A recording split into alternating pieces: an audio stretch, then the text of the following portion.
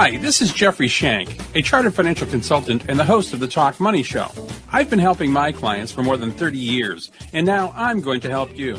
Join us to learn about the financial issues that concern you the most. You'll hear from the experts on a range of topics, get some great ideas, and it's all designed to help you make more out of your money. So tune in to Talk Money right here on Eagle News Radio. Discussions in this show should not be construed as specific recommendations or investment advice. Always consult with your investment professional before making important investment decisions. Securities offered through Cambridge Investment Research Incorporated, a registered broker-dealer, member FINRA SIPC. Investment advisor representative, Cambridge Investment Research Advisors Incorporated, a registered investment advisor. Financial planning services through Andover Advisory Group, a registered investment advisor. Cambridge and Andover Advisory Group are not affiliated. Cambridge does not offer tax or legal advice. Good morning, Justin. I want to thank you for your hard work. The information is a big help, and I appreciate what you did. Enjoy the show. All right. Thank you. Okay, that's great to know. Thank you for the information. You're very welcome. Okay, Jeff. Okay. Thank you very much. You're very welcome. You're right on the money there, Jeff. How are you doing this morning? Thank you. Well, those are good questions. Hopefully that helps. Yes, thank you so much. You're very welcome. You're going to hear stuff here that you don't hear anywhere else on radio. And don't forget it.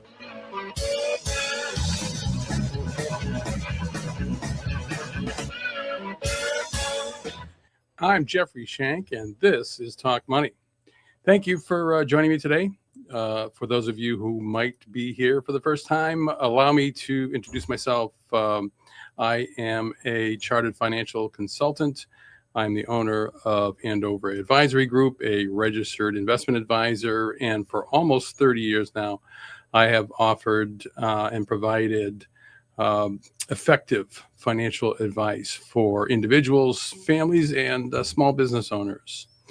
Our mission here on Talk Money is quite simple. It is to help improve your money IQ. And to that end, for the last several weeks, we've produced a financial planning series, taking you through, what are the basics of financial planning and how to get started and what to think about as you advance in your career path, as you get closer and closer to retirement. So take a few minutes and take a look at that. I'm not going to say that this is the last in that series, but sort of putting a cap on the financial planning series, talking about financial advice and the future of financial advice. Well, it's an ongoing odyssey, isn't it?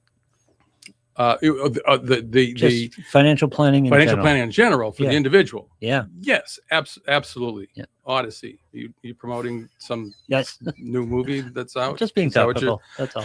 Are you getting paid for this? No. I wish.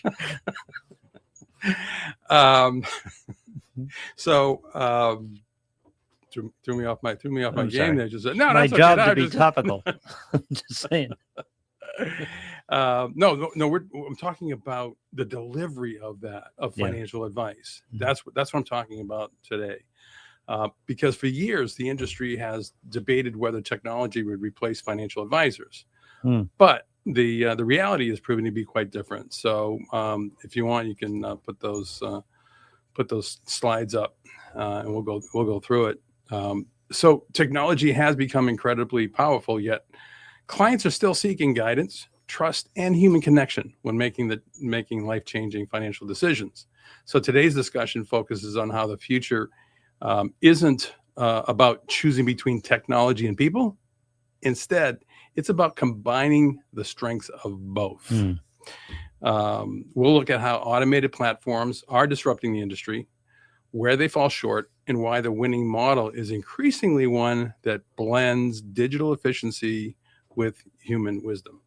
And you'll see why the most successful advisors of the future won't compete against technology. They'll leverage it to deliver more personalized, scalable, and meaningful advice than ever before. And Lou, I said that, I've been doing this for almost 30 years now. That dates back to 1996. And back in 1996, we didn't have this kind of technology, obviously. No. But we were sort of trailblazers in the financial advice industry in that we decided that we wanted to be able to provide objective advice. And so we took the path where instead of a financial advisor who was getting paid a commission on a product that you were purchasing. Right. We were actually charging fees to deliver that advice and offering objective solutions for the client. And equally, we have been for the last several years on the cutting edge of technology. And what I'm going to be talking about today is something that we have embraced and have applied to our business model. So I just wanted to keep that in mind. What we're going to do here is start with 2008 financial crisis, basically, because to understand where we're going in the future, we need to understand where we've been, right? The robo-advisor movement emerged in the aftermath of the 2008 financial crisis. Investors were frustrated with traditional financial institutions and increasingly open to alternative ways of managing their money. Companies like Betterment and Wealthfront introduced a compelling proposition: fully automated investment management at a fraction of the traditional cost of financial management. Now, not necessarily financial advice, but financial management, asset management. Their value position was powerful algorithms that could rebalance portfolios automatically, harvest tax losses, and maintain disciplined investment strategies without the high fees that typically were associated with human advisors. And for many investors, this was a genuine breakthrough. Technology reduced barriers to entry and democratized access to investment management. However, success created a new challenge because automated investment management became standardized. It became increasingly difficult for firms to differentiate themselves. And so when advice starts looking like a commodity, competition often shifts to price, and profit margins started to become compressed. And that created an important question. If technology can actually automate investing, where does lasting value come from? And while robo-advisors delivered remarkable efficiency, they eventually encountered limitations. The first challenge was, as you can guess, personalization. Yeah. Real life is messy. People's financial situations are influenced by family dynamics, career changes, health concerns, business ownership, and personal aspirations. These complexities don't always fit neatly into algorithmic models. And so the second challenge was what many call the advisor gap. Investors often need more than just portfolio management, and that's what these robo-advisors pretty much what they offer, right? What people need is confidence, education, decision support, often reassurance during uncertain times. So a dashboard can provide information, but it doesn't necessarily provide guidance. So the third challenge is perhaps the most important, the human element. Financial planning is deeply emotional. Buying a home, funding a child's education, planning retirement, navigating divorce, or managing an inheritance all involve emotions and judgment. Empathy, coaching, and nuanced conversations remain difficult to automate effectively. I don't know if have you had any chats with AI as of late? Oh yeah. Do you find that they on are a daily very, basis? They are very reassuring that you're doing and saying the right things, The various sort of even though you might not be making the right decisions. Yeah, they're very confident. So they tend to reassure you that whatever you're thinking, whatever it is that you're saying is the right thing, and that's not necessarily what you need, especially when it comes to financial planning decisions, right? So as a result, the industry learned a critical lesson. Technology excels at processing information, but people still play a central role in helping clients make sense of their financial lives. So this brings us to what we'll call the hybrid advisory model. Think of it as combining two critical strengths. On one side, we have digital efficiency, automation, data, aggregation, analytics, and always-on accessibility. All important, especially to today's individual. On the other side, you have human wisdom, empathy, coaching, strategic thinking, and complex planning expertise. The real value emerges when these capabilities are working together. Mhm. So some industry observers call this the cyborg advisor approach.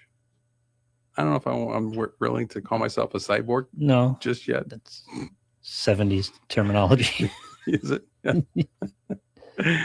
Not because advisors become machines, but because technology amplifies what advisors can accomplish. Mhm. In this model, advisors spend less time performing administrative tasks and more time helping clients achieve meaningful outcomes. That is the technology advantage to the advisor. So, by the way, Lou, we're going to have to come up with an alternative to the cyborg advisor. So, and this will become a hat, right? It'll be a.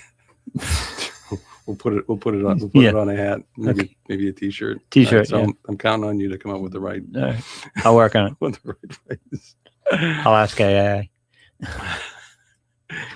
So the advisor then evolves from being primarily a manager of investments to becoming a financial coach, strategist, a trusted partner. The success of a hybrid offerings demonstrates that clients are willing to embrace technology when it enhances, but not necessarily replaces, the human relationship. In the hybrid model, technology becomes the foundation upon which great advice is built. The first capability is data aggregation. Now, this is kind of important. Today's platforms that we use, can bring together all your banking information, investment accounts, retirement plans, debts, other assets into a single unified view, regardless of where those assets are held.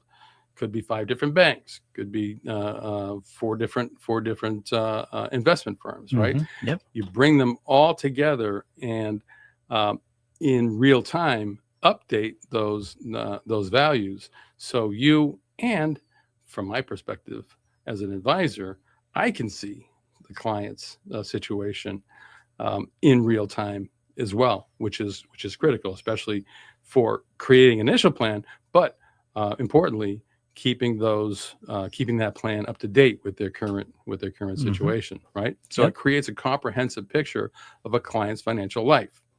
Second, clients increasingly expect transparency. So these real-time dashboards provide access to financial information at any time from anywhere. So rather than waiting for quarterly reviews, clients can engage with their financial progress whenever they choose. Mhm. Third, automation drives efficiency. Many tasks that once consumed hours of an advisor's time can now happen automatically. Portfolio monitoring, for example, reporting, data updates, and workflow management are increasingly streamlined.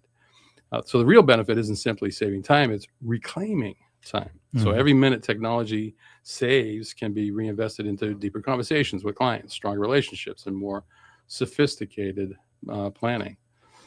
And I think that's important too. Yeah. Being able to think outside the box and having the time to be able to think about a client situation and come up with some solutions that you might not otherwise, because you're so bogged down Right. with Doing math. putting in the Yeah. and I can tell you, I mean, when we first started and talking about 1996, everything was spreadsheets. So Yeah. Oh God. Yeah. everything was spreadsheets, and the problem with that was, and this is kind of important, so I'll take a minute to talk about it. The problem with that was that we could put together 2 or 3 different scenarios, maybe 4 or 5, Yeah. right? But those were just 2 or 3 or 4 or 5 different scenarios out of hundreds, possibly thousands of iterations of your projected retirement, for example, Right.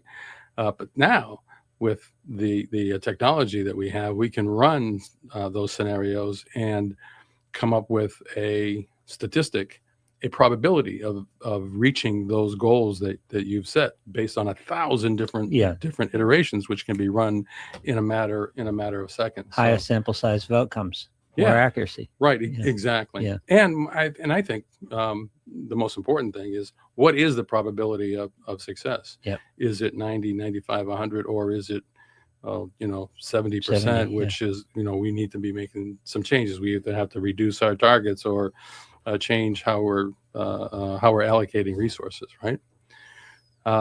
So bring in AI, right? Artificial intelligence Mhm. represents the next evolution of the hybrid model. Importantly, AI is most valuable when viewed more as a co-pilot rather than an autopilot. Yep. Its role is not to replace advisors. Its role is to augment their capabilities. For example, predictive modeling can assess retirement readiness, identify risks, uncover trends that might otherwise go unnoticed.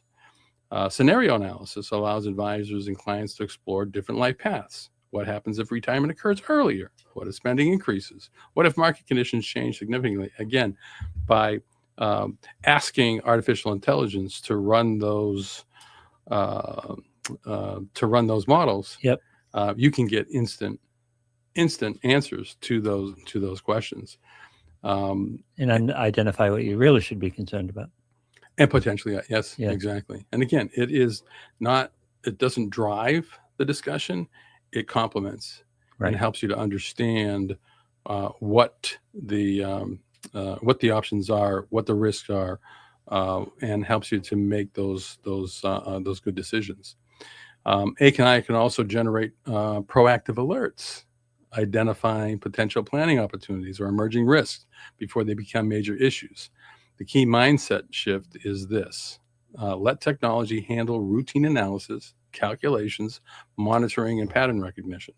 Advisors then can focus their energy on interpretation, judgment, helping clients make confident decisions. In short, technology automates the routine so humans then can deliver the extraordinary. Despite technological progress, there are still areas where human judgment remains essential too, right? So Yeah. the first and probably most important is behavioral coaching. One of the greatest determinants of long-term investment success is behavior. During periods of market volatility, clients often need reassurance and perspective. What happens when you ask your ChatGPT during a market event whether or not you should be buying or selling? What will AI tell you in that instant if the market is selling off and you're asking ChatGPT whether or not you should be selling as well, like Right. everybody else? What do you think you're going to get for an answer? I don't know. What are you going to get? Well, we'll try it when that happens. But my guess is what you'll get is, well, the standard answer: no, you probably should stay focused, stay invested. Oh, Okay. Now, so is that you'll the get right? yes or no when the answer is really it depends. In a further discussion. Really, exactly. Yeah. Right. So so you're in a panic mode. You've asked ChatGPT, a computer, what to do, Yep. whether or not you should be selling right now. And ChatGPT takes a standard approach and says, no, you should stay invested. Well, that may not be the right answer. It could be the right answer. Yep. But here's what happens. My experience with not specifically ChatGPT, but AI in general, is that the more you ask questions of AI, and it starts to respond to you in a way that you expect it to respond. Oh. And so if you're in a panic mode and AI senses that the answers that you're getting are not what you want, it will start to give you the answers that you're I see. looking for. That's the problem I see in a financial planning environment, in a stressful time when you're trying to make an important financial decision. Are you going to get objective answers So you keep from artificial intelligence? if you That's keep my asking point. questions, you're going to get the answer it more thinks you want. The answer that it thinks you want. Yeah. I mean, has that happened Yep. to you? I agree. Yeah. Yeah, exactly. Absolutely. Yeah. So, so as I said before, Because the question basically is, should I sell? And really? Yeah. Really? really, And then right. eventually it's going to say, okay, well, here's the answer that you're looking for. that- obviously that answer wasn't good enough. Let me come Yeah. up with and eventually it's going to come up with the answer that you'll accept. So Interesting point. Love it. yeah. So the second area is complex navigation, right? Financial planning increasingly intersects with taxes, estate planning, business succession, charitable giving, and multi-generational wealth strategies. Now, I'm not saying that artificial intelligence can't help you in those areas, because it has learned, it has been taught about all these things, Yeah. and can think through the process. But in many cases, these situations require nuanced judgment and personalized recommendations. And of course, the third area is trust, what I think we sort of touched on, but life doesn't happen in spreadsheets. Clients experience career changes, divorce, inheritance, illness, caregiving responsibilities, many other transitions. In these moments, people aren't looking for an algorithm. They're looking for someone they trust to help them to navigate the uncertainty. So technology can support these conversations, but it can't replace the human connection that gives advice its meaning. So the question is not humans or machines. It's how humans and machines can work together most effectively.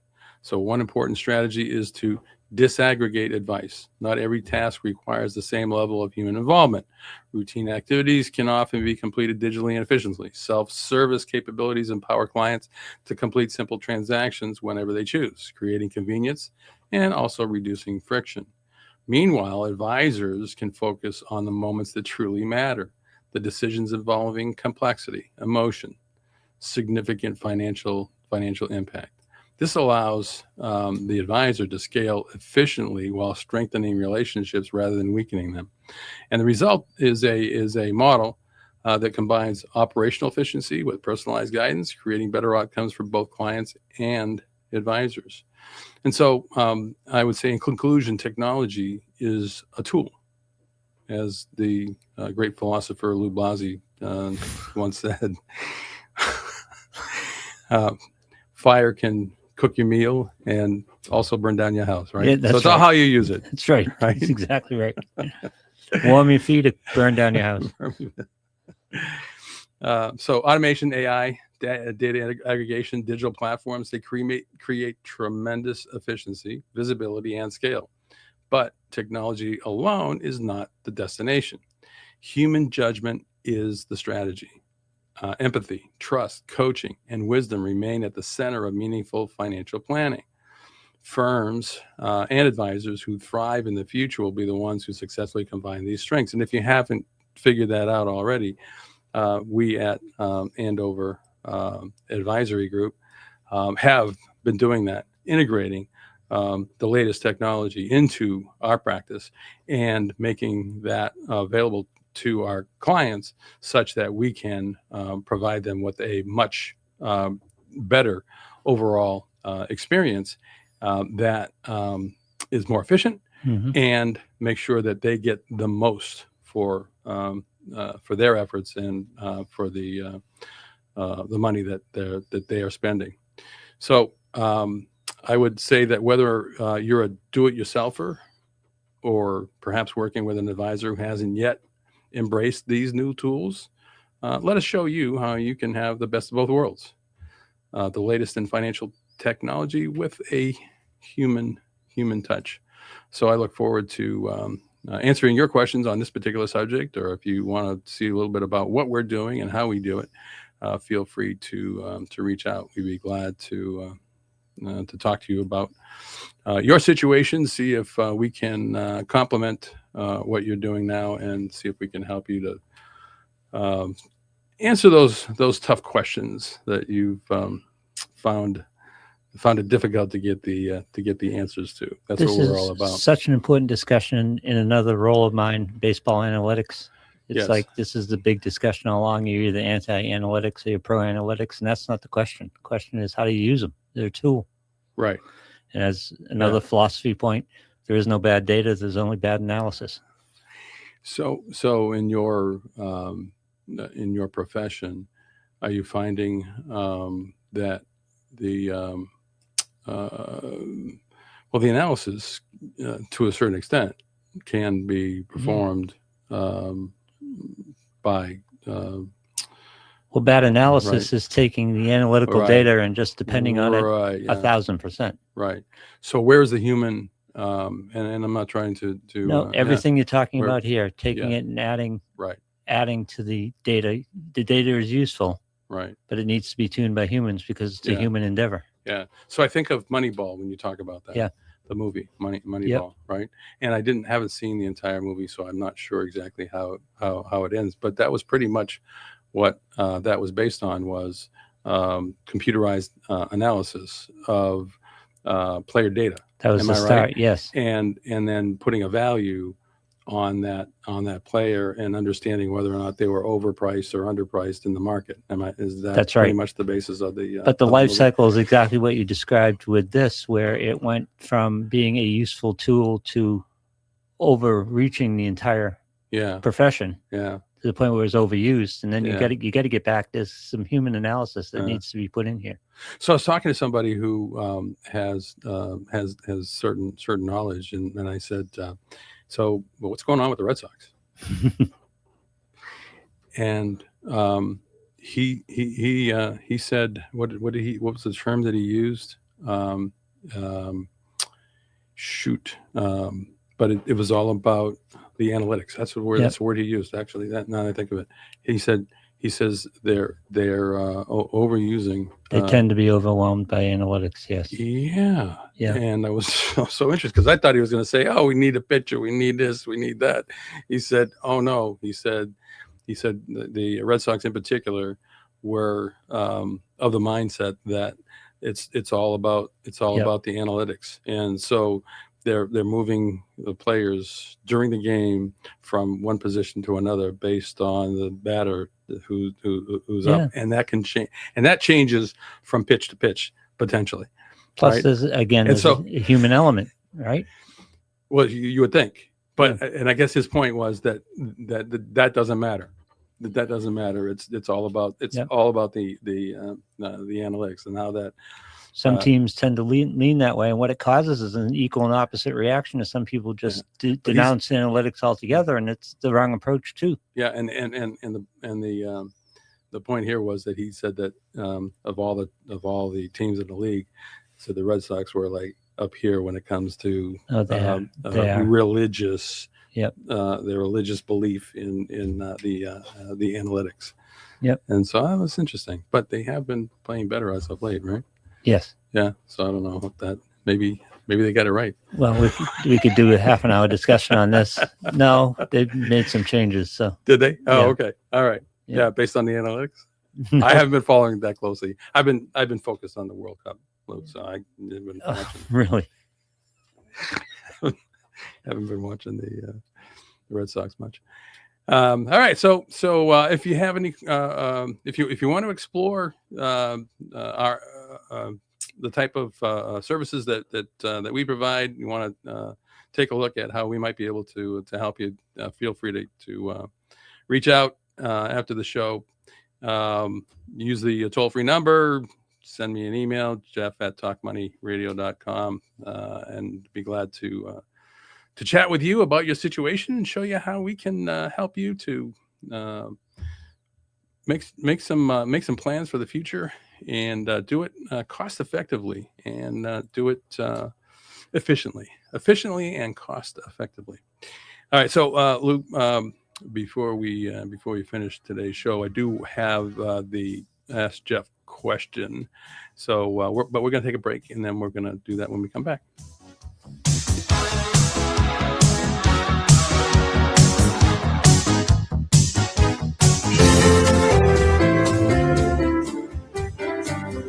Whether you're saving money for your children's education, preparing for retirement, or deciding on the right life insurance plan, you can count on the professionals at Andover Advisory Group.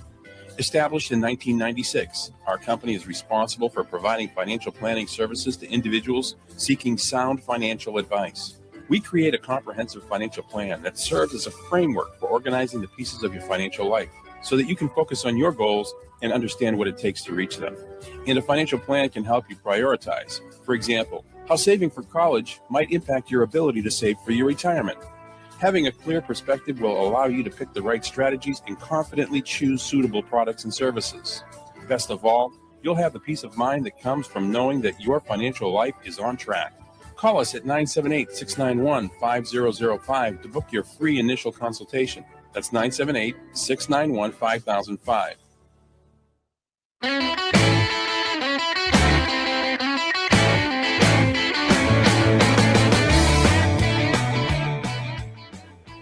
Welcome back. Here's today's Ask Jeff question. So I own mutual funds purchased systematically over the last several years. Hmm. I need to sell the majority of the account now to buy a house. I do want to keep saving this way, but there's an upfront sales charge on every purchase. Should I invest in a no-load fund instead? Interesting question. So let's just talk a little bit about load and no-load funds just for a second. Yep. So a load fund is one that carries a upfront sales charge, or in some cases, a back-end sales charge. Right. And you know that those sales charges are designed for a very specific purpose, and that's to compensate the firms or individuals who are distributing those funds, Right. selling those funds to the investor. Right. So the no load fund, which has been around for decades now, is one where it's for the person who doesn't need somebody to sell them a particular product, or they don't want to purchase it from an advisor or from a Yep. firm, right? And so because of that lack of expense, the fund can give you that, sell you that fund at what they call NAV, net asset value, without any sales charge. So whatever All right. whatever the fund is selling for, when you quote it, that's what you're going to pay for it. Whereas with a load fund, whatever the NAV is of that fund, you'll pay a little bit more. Right. So in this particular case, what I can see is that person was buying, or set up the account and was buying those funds from an advisor who was making a commission. Nothing wrong with that. And in this particular case, whether or not they're still working with that advisor may be an important piece of the answer, because if they want to continue to work with that advisor, they like that advisor and has provided them with good advice, then they might want to continue to buy that load fund, because then your advisor is being compensated, right? But if they're not working with that advisor anymore, then I think the answer to the question is yes. You probably should be looking at a no-load fund if you're not using an advisor. Why would you pay a commission if there's if there's nobody that you know who's actually going to be benefiting from that commission? So there's not an inherent difference in productivity or efficiency with a no load or a loaded fund. Right, that is correct. Yeah. Typically, they have higher fees, ongoing fees as well, the Yeah. loaded funds. So yeah, that is a consideration. But again, those higher fees create money that is going to be a revenue that's going to be paid to the individual or the firm, right? But no load funds. So if you have a aren't- relationship with that firm or that individual, then you might not mind paying the upfront fee. But I wanted to mention one important thing here is that even if you decide you want to continue to buy that loaded fund, because you just sold those investments and you'd already paid a sales charge on them, there is typically a reinvestment privilege that allows you to buy back the same number of shares that you sold without having to pay that upfront loan. Really? Yes, and typically it's a limited time period, maybe 90 days or so. But here's a way that you can avoid paying the sales charge, and a lot of people aren't told that. And Yeah, I can and imagine. they just keep investing. It's something that you have to be proactive about. You have to ask the fund company to make those shares available to you at what we call NAV, net asset value. So so if that has happened to you, you've sold some shares and you want to buy them back within a certain time period, you can usually buy those at NAV without additional sales loads. Ask the question. Ask the question. Correct. Yeah, it'll be buried in the prospectus somewhere. You could probably find it there, but probably easier to just pick up the phone and call and talk to a representative. Yep. Or talk to your if you're working with somebody, you have a relationship with an advisor. Ask your advisor, and I don't be surprised if he or she didn't know that was possible. Yep. Yeah. I wouldn't be surprised. Yeah. Hey, so that's this week's Ask Jeff question.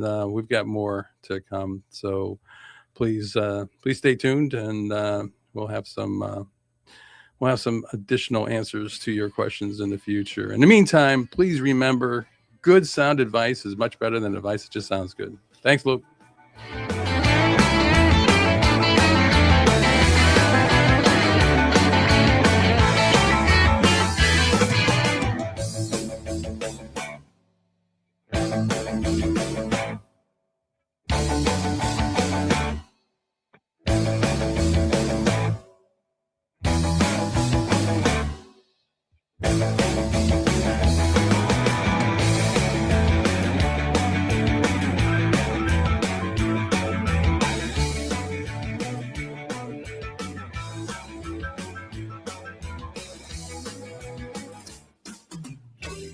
Hi, this is Jeffrey Shank, a chartered financial consultant and the host of the Talk Money Show. I've been helping my clients for more than 30 years, and now I'm going to help you. Join us to learn about the financial issues that concern you the most. You'll hear from the experts on a range of topics, get some great ideas, and it's all designed to help you make more out of your money. So tune in to Talk Money right here on Eagle News Radio. Discussions in this show should not be construed as specific recommendations or investment advice. Always consult with your investment professional before making important investment decisions. Securities offered through Cambridge Investment Research Incorporated, a registered broker-dealer, member FINRA SIPC. Investment advisor representative, Cambridge Investment Research Advisors Incorporated, a registered investment advisor. Financial planning services through Andover Advisory Group, a registered investment advisor. Cambridge and Andover Advisory Group are not affiliated. Cambridge does not offer tax or legal advice. Good morning, Justin. I want to thank you for your hard work. The information is a big help, and I appreciate what you did. Enjoy the show. All right. Thank you. Okay, that's great to know. Thank you for the information. You're very welcome. Okay, Jeff. Okay. Thank you very much. You're very welcome. You're right on the money there, Jeff. How are you doing this morning? Thank you. Well, those are good questions. Hopefully that helps. Yes, thank you so much. You're very welcome. You're going to hear stuff here that you don't hear anywhere else on radio. And don't forget it.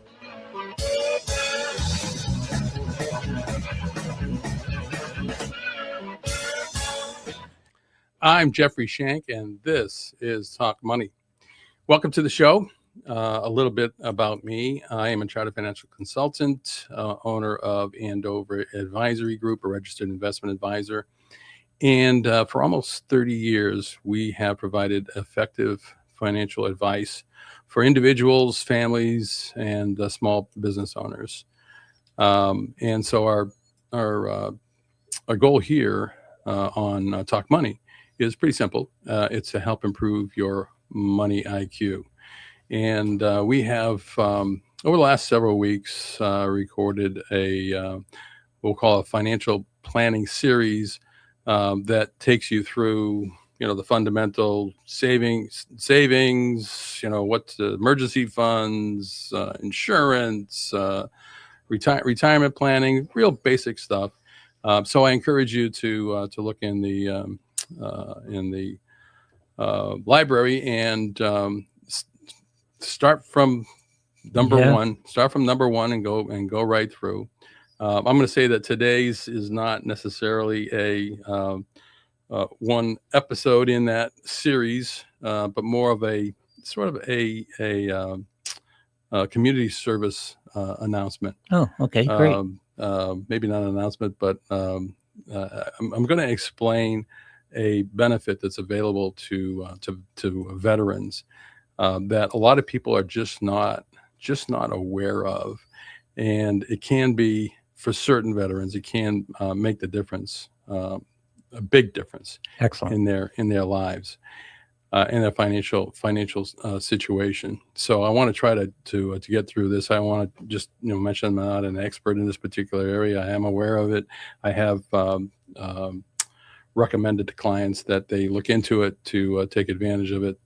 So I want to make this information available to everybody, because it can be a very valuable benefit if you're eligible for it.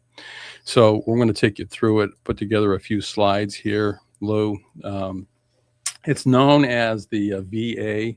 This stands for Veterans Administration Aid and Attendance Benefit. It's a vital benefit for veterans and surviving spouses who need help with daily living. And essentially what we're trying to do is honor their service with the financial support with financial support that they have earned as being because of their service. So this is a benefit that is available to certain veterans. It's a pension. It's a pension. Let's start there. It's a pension. Okay. It's Yeah. a pension. Now, normally, in order to enjoy or to receive a pension through the government as a veteran, you have to have a certain length of Right. service, right? And so you're considered a lifer, right? And you have those years of service, and then you can retire with a pension. But most individuals who have served don't serve long enough to Right. to earn that pension. But this is a special pension benefit for certain individuals. So it's a monthly payment for eligible veterans to provide ongoing financial support. Veterans who are already receiving a pension can also collect this benefit. So it's not an either or situation. Mhm. What it covers is care costs. It helps to offset expenses for in-home assistance. And again, it's a pension. It's not a expense reimbursement, medical reimbursement. I get it. Okay. It's for those people who need in-home assistance, assisted living, or nursing facility care. And so it's just income that you receive. And again, it doesn't matter how much you're paying. It could be more than the actual cost of care. That doesn't matter, right? And it's designed for veterans and surviving spouses. Surviving spouses, your spouse doesn't have to have served in order to receive this benefit. The individual veteran is the one who determines whether or not the couple is eligible for these benefits, right? And it's designed for those with limited income and assets who need help affording that daily care. We'll take a closer look at it. First of all, you have to be able to qualify for a VA pension. In other words, basically honorably discharged. Okay. You have to have served during a recognized wartime period. It includes World War II, Korea, Vietnam, or the Gulf War. Now, these, other than World War II, was not a declared Right. war. It doesn't matter. Yep. These are considered wartime, and you would qualify if you served during that period of time. Most of our World War II veterans are getting to the point where there aren't as many survivors. Right. So the next tranche, I guess, of veterans would be Korea and Vietnam, who would probably likely needing these kinds of services at this point of time. So the point I want to make here is that you just have to have served for a certain length of time, and it doesn't have to be a 3-year period. A certain period of time during wartime, and you don't have to have served in country necessarily or in a combat environment. Okay. So just because you served honorably during that period, that wartime period, you could be eligible for this benefit. It's probably an unfair question, but does the Gulf War extend to Afghanistan? That's a great question. Yeah. It is. I don't know the answer to Yeah. that, if that's what you meant by unfair. Yeah. I assume it does. but- I'm not sure what that Gulf War period is. Yep. All right, but I'd be happy to answer that question if somebody wants me to look into it for them. And again, I mentioned I'm not the expert here. Does it include Afghanistan? I think you're right. I think it does. I would assume, but Yeah. it's worth asking Yeah. the question. Yeah. Yeah. So you're thinking. So when you think of the Gulf War, you think of Iraq and Operation Desert Storm and all that, right? Yeah. I'm not sure what time period or if it ended or Right. when it ended. So, but that's a great question. If you served in Iraq, in Afghanistan, inquire. Right. Yeah, exactly. Or I can easily look that up. Yeah. And you know what? There's plenty of information about this Yeah. available online too. You could probably get those answers quickly. Matter of fact, Luke, we might be able to get it before we finish up here. I will endeavor. Okay. Uh, there's also an income and asset limit that you have to meet. So this is not for somebody. This is for people with limited means, both in terms of income and assets. As long as you don't exceed that specific net worth or income threshold, you are able to qualify. And keep in mind that it is reviewed annually. So if you come into an inheritance, it's possible you could lose the benefit. So it is means tested. Bottom line is it is means tested. And so there has to be a need, though. So to qualify for the aid and attendance benefit, a veteran or surviving spouse has to demonstrate a need for help with daily living. So the VA recognizes several qualifying conditions. First of all, daily living activities. So if you require assistance with bathing, dressing, feeding, or other routine personal care tasks, you could qualify. And you don't have to have all of these. You can have any one of these. If you are residing in a nursing facility due to physical or mental incapacity, you would be eligible for this particular benefit. If that, because you are prevented, because of your illness or mental incapacity, you're prevented from living alone. Or visual impairment. So you don't have to be in a nursing home. It's just because you have significant vision loss, or you are bedridden due to illness, making independent living unsafe. You would be eligible for this particular veterans benefit. And then there is the housebound benefit, right? So you don't have to be in a facility. You don't have to be in assisted living. You can actually be eligible for this aid and attendance, this household benefit, right? Because your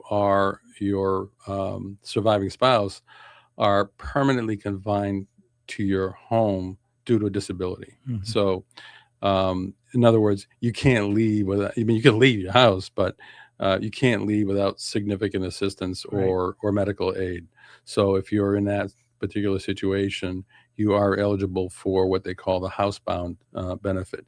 So there's two different benefits. And the point here is that you can't receive aid and attendance and household benefits at the same time. So the VA determines which one of those benefits you would most likely be eligible for. And let me just say that this is not an easy benefit to apply for or to get approved. So it does take time. You want to gather up all your documentation, which would include evidence that you need the benefit because of your health. You also, or your living situation. You also want to gather up all your financial information to make sure that you know what your numbers are. Mm-hmm. And you also want to show that you have been honorably discharged. So there's a form for that. And hopefully you have it on hand. If you don't, you can ask the VA for it. And I've heard stories where because of certain disasters at VA record-keeping facilities, those records are not necessarily readily available. Yeah. Either because they were never transferred to some sort of electronic format, or the microfiche was lost. Yeah. So hopefully you have that. Hopefully you have that honorable discharge paperwork. If you don't, you can ask the government for it. Just think about the millions of veterans that they have to keep track of. Yeah, right. Pretty bureaucratic. Yeah. And there's two forms that you have to submit. They're listed there. You can take a look at that. You want to be patient because it does take time, and missing or incomplete documentation that is the reason why some claims are delayed or even denied just because you didn't fill a form out right. Mm-hmm. So my suggestion is that you reach out to your local VA rep and ask them if they can help. If they can help you to get this benefit Help you with the submitted. process. Yeah, help you with the process, Yeah. or there are organizations that will help you as well. But be careful, because there are some that are disreputable. Oh. So you want to be careful, because a lot of people out there that are doing this, and they're charging Taking advantage of exorbitant disabled fees veterans? and unfortunately taking advantage of disabled veterans. Yes, well, Yeah. yeah. So you want to be careful about that. But it can be a very valuable benefit. Could mean the difference between living a healthy or as much as possible a lifestyle, or being living at home by yourself without any help at all. And again, it's not a reimbursement. It's not a medical expense reimbursement program. It's a pension that is paid, and it can be fairly substantial. Good.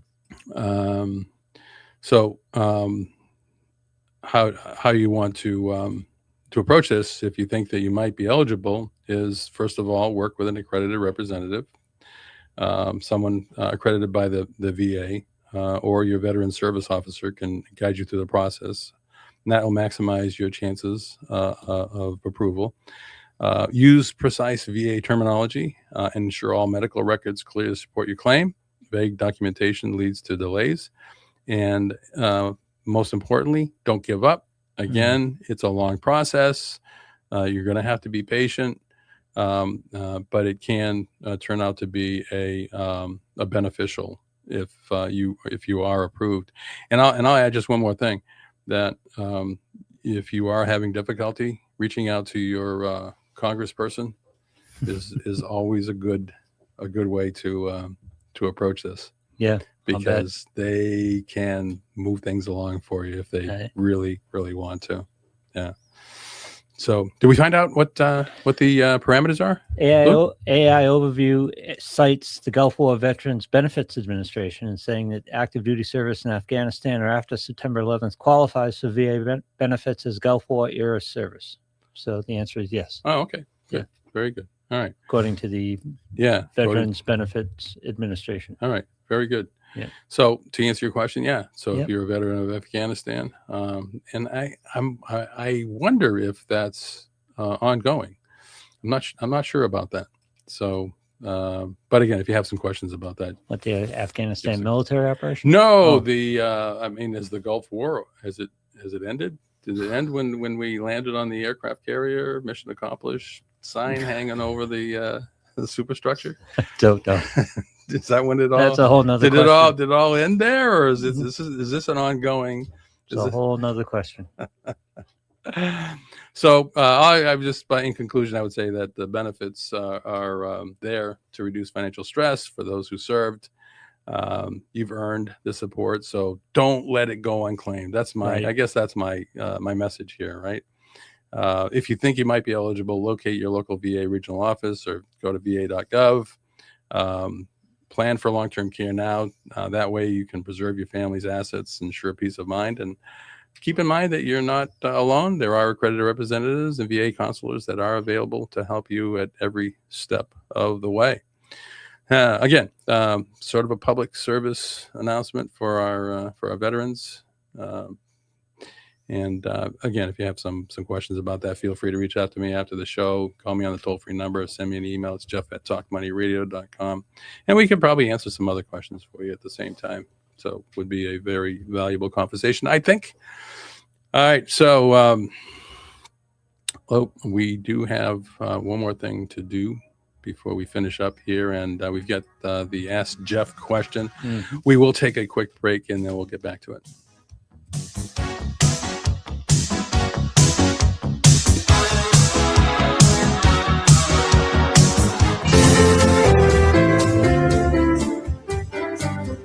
Whether you're saving money for your children's education, preparing for retirement, or deciding on the right life insurance plan, you can count on the professionals at Andover Advisory Group. Established in 1996, our company is responsible for providing financial planning services to individuals seeking sound financial advice. We create a comprehensive financial plan that serves as a framework for organizing the pieces of your financial life so that you can focus on your goals and understand what it takes to reach them. And a financial plan can help you prioritize. For example, how saving for college might impact your ability to save for your retirement. Having a clear perspective will allow you to pick the right strategies and confidently choose suitable products and services. Best of all, you'll have the peace of mind that comes from knowing that your financial life is on track. Call us at 978-691-5005 to book your free initial consultation. That's 978-691-5005.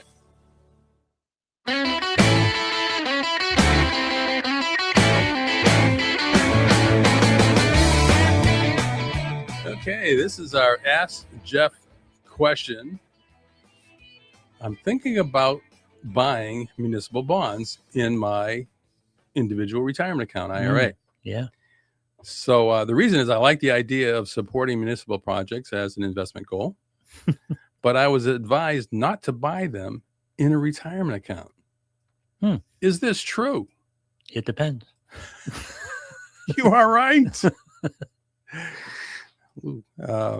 you're learning. You've been around me long enough. You know the Pretty standard answer. Pretty standard. Yeah. So generally speaking, municipal bonds are not appropriate to hold in your IRA because their main benefit is tax-free yields, tax-free interest, right? At the federal level. And an IRA already provides tax advantages. Wait a second. Are you telling me the state taxes municipal bonds? Yes and no. Well, it depends. It depends. So if the municipal bond that you hold outside of a retirement account, in this case, is a state sanctioned municipal bond. In other words, it's a municipal bond within the state. Within the state, that you're being taxed, right? That you're living in, then that it's double tax free, federal and then state level. Right. There are some municipal bonds that don't offer either federal or state tax free. So if you buy an out of state municipal bond, they're going to tax you. You're probably going to be taxed in fine. your state. That's fine. Exactly. Yeah. Right. Yeah. And so there are funds out there that specialize in municipal bonds for specific states. Okay. That way you get that double tax free. Interesting. Yeah.